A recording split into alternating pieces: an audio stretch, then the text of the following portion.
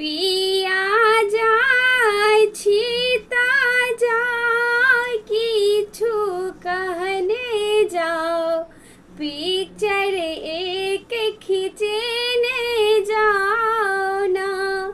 पिया जाय छीता जाओ किछु कहने जाओ पिक्चर एक खींचने जाओ ना।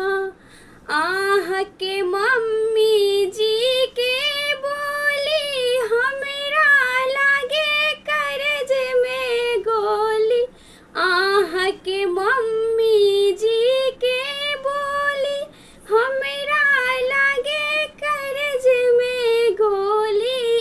अपना मम्मी जी के तीर्थ करने जाओ पिक्चर एक खींचे